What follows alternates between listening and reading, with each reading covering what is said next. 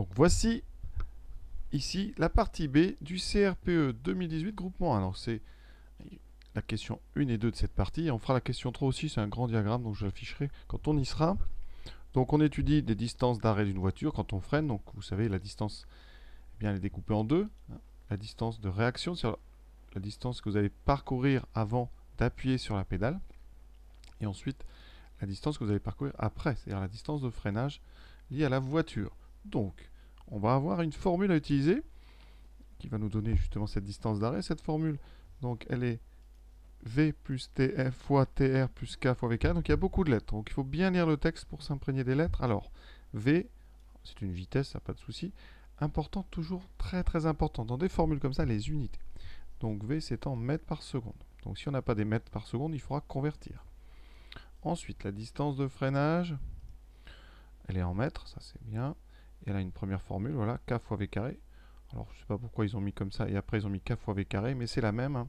Ici, on a V carré fois K, c'est pareil que K fois V carré. Et on rajoute vitesse fois temps de réaction. C'est tout à fait normal. Hein. Alors, la lettre qu'on n'a pas encore vue, c'est K. Donc, K, c'est une constante qui dépend de l'état de la route, donc il n'y a pas d'unité. Et on nous dit que TR, c'est le temps de réaction en secondes. Donc, juste avant de faire les questions, première remarque, temps de réaction, vous savez que la vitesse, c'est la longueur divisée par le temps. Donc la vitesse, ici, si vous voulez, la longueur parcourue pendant le temps de réaction, mais c'est simple, hein, la longueur, ça sera la vitesse fois le temps. C'est pour ça que dans la distance d'arrêt, vous avez une partie vitesse fois temps de réaction. Ça, c'est donc effectivement la longueur parcourue pendant le temps de réaction. Et on rajoute K fois V carré qui est donné, hein, je vous le répète parce que ça c'est la distance de freinage qui est écrite plus haut autrement comme ça, mais c'est la même chose. Voilà, alors maintenant première question, on va appliquer la formule. Et donc, il va falloir être vigilant nous aussi sur les unités. Alors on vous dit quoi? Le temps de réaction 0,75 secondes. Ça l'unité elle est bonne pour la formule, c'est parfait. Ensuite la vitesse 90 km/h. Ça ne va pas parce que dans la formule, la vitesse est en mètres par seconde. Donc, il va falloir convertir. Et on est sur route mouillée. Route mouillée, donc ça c'est important parce que ça nous donne la valeur de K. Sur route mouillée, K vaut 0,14. Donc, seule chose à faire pour utiliser la formule, il faut convertir V, enfin la vitesse en mètres par seconde. Alors, il faut savoir que quand vous avez des mètres par seconde, 1 mètre par seconde, ça fait 3,6 km par heure. Ça, il faut absolument le savoir, parce que ça sert quasiment dans chaque sujet. Alors, comment on peut le redémontrer? Assez simplement, vous partez de... Alors, on peut partir des mètres par seconde. Donc, 1 mètre par seconde, ça veut dire que vous avez fait 1 mètre divisé par une seconde. Donc, 1 mètre, c'est 0,001 km, divisé pour l'instant par une seconde.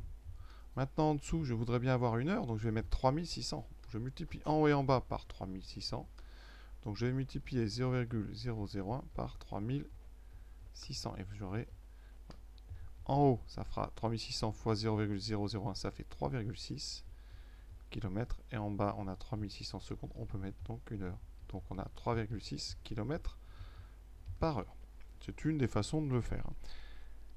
Donc ici, il faudra passer dans l'autre sens. Donc 1 km par heure. C'est donc 1 divisé par 3,6 mètres par seconde. Nous, donc si vous voulez convertir avec cette méthode, vous faites 90 divisé par 3,6 mètres par seconde. Et vous voyez, ça donne 25 km par heure. Ça tombe juste, tant mieux. Donc voilà la première méthode pour convertir. Je vous en propose une deuxième et après on passera à la réponse. Alors, vous pouvez tout simplement écrire 90 km divisé par une heure. Voilà. Ça fera donc 90 000 mètres divisé par 3600 secondes. Et vous avez joué. Vous avez fini parce que ça fait 90 000 divisé par 3600 mètres par seconde. Alors on peut simplifier quelques zéros. Ouais, il restera donc 900 divisé par 3,6 et 900 divisé par 3,6, eh bien ça fait 25 mètres par seconde. Alors, vous voyez que c'est beaucoup plus facile. Donc dans le sens km/h en mètres secondes, vous pouvez utiliser cette technique plutôt que cette division par 3,6 qu'il faut retenir. Mais voilà, c'est à vous de choisir la méthode que vous préférez. On peut maintenant appliquer la formule avec 25 mètres par seconde. Donc notre distance d'arrêt, ça sera donc la vitesse 25, multiplié par le temps de réaction 0,75, plus K014 fois 25 au carré. La réponse va être des mètres. Et je trouve 106,25. 106,25 mètres. Deuxième question. Est-ce que la distance d'arrêt sur route sèche est proportionnelle à la vitesse?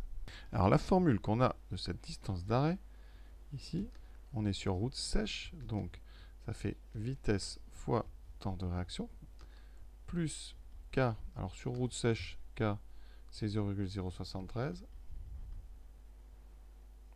fois V. Alors est-ce que c'est fois V carré, j'oublie pas, est-ce que ceci est proportionnel? Est-ce que la distance est proportionnelle à la vitesse? Pour que la distance soit proportionnelle à V, il faudrait une formule linéaire. Il faut que la distance soit égale à quelque chose que j'appelle K multiplié par la vitesse. Or ici on a du V carré. Ici on a du V carré. Donc on n'a pas proportionnalité.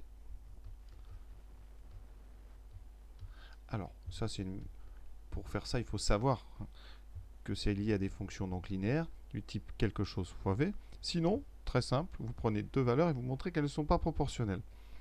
Donc ici, prenons vitesse V égale 1 et V égale 2. Si c'était proportionnel, la distance d'arrêt devrait être double. Donc pour V égale 1, la distance d'arrêt, c'est donc V.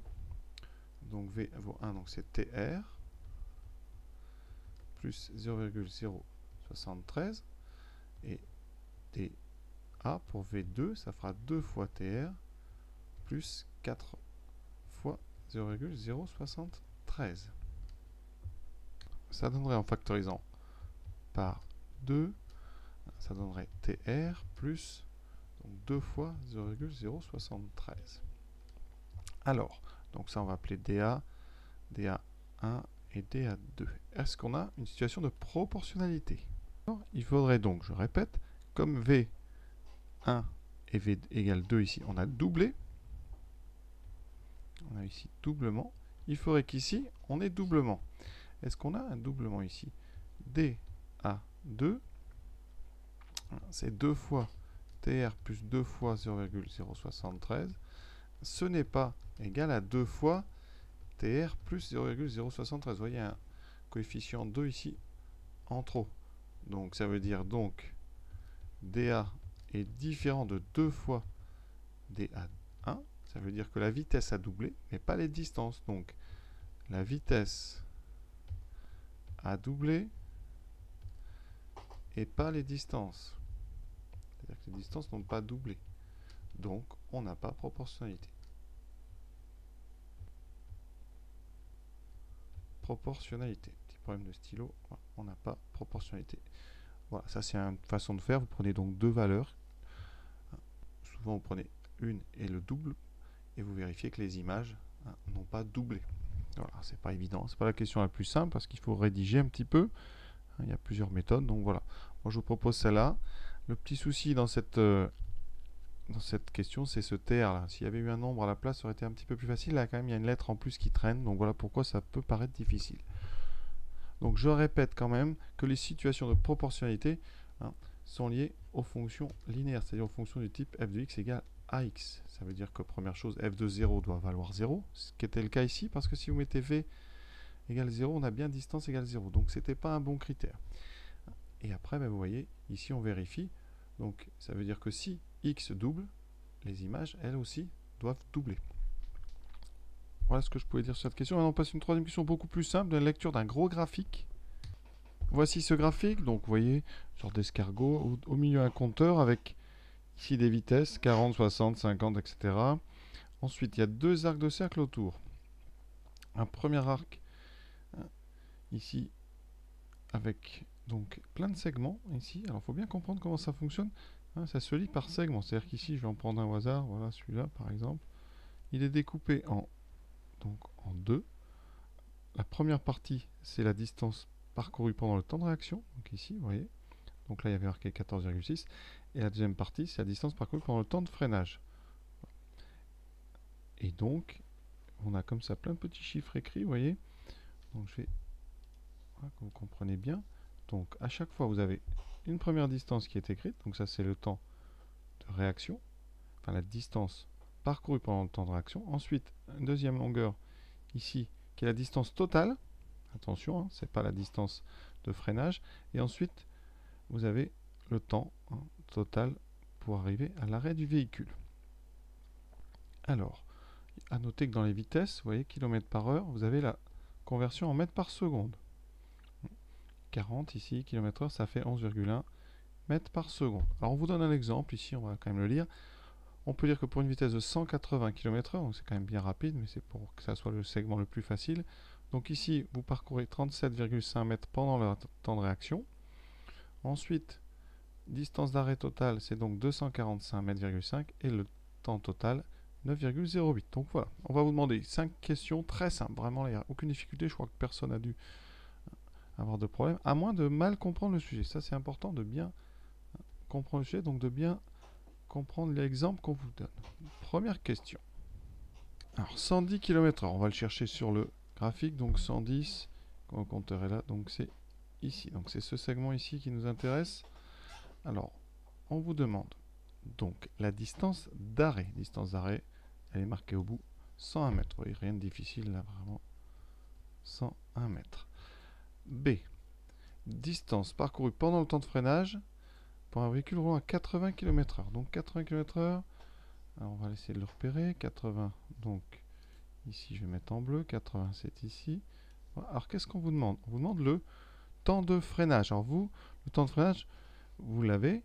Enfin, vous ne l'avez pas sur le dessin. Vous avez la distance parcourue pendant le temps de réaction. Et vous avez la distance totale. Donc la distance du temps de freinage, ça sera la distance totale. Donc 57,7 moins 16,7. D'accord, qui doit faire, je pense, ici 41. 41 mètres. D'accord, le temps de freinage, c'est la deuxième partie du segment. Bon, jusque-là, ça va. Question C. Le temps que ma véhicule roule à 130 pour s'arrêter. 130 km/h. Alors, 130, on va l'indiquer. Voilà. Donc, on vous dit temps que met le véhicule pour s'arrêter. Donc, vous lisez juste, c'est marqué 6,76. Hein, là, il n'y a absolument rien à faire. 6,76 secondes. Maintenant, lecture inversée, donner la vitesse, sachant que la distance de réaction est de 25 mètres. Alors, on cherche la distance de réaction qui ferait 25 mètres. Je vais mettre ça en orange, 25 mètres. C'est ici, voilà. Donc, c'est 120 km/h. Donc, réponse D, 120 km/h. Dernière question. Dire si un conducteur roulant à 27,8 mètres par seconde et aperçoit un obstacle à 100 mètres pourra s'arrêter à temps. Alors 27,8 mètres par seconde, on regarde, ça correspond à 100 km/h. Ici, la distance d'arrêt, c'est 85,4. Donc ici, alors vous écrivez sur votre copie, 27,8 mètres par seconde égale 100 km/h. Voilà.